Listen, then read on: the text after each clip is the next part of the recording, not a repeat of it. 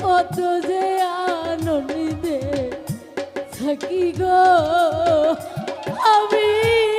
কার কাছে কই মনের ব্যথা কেউ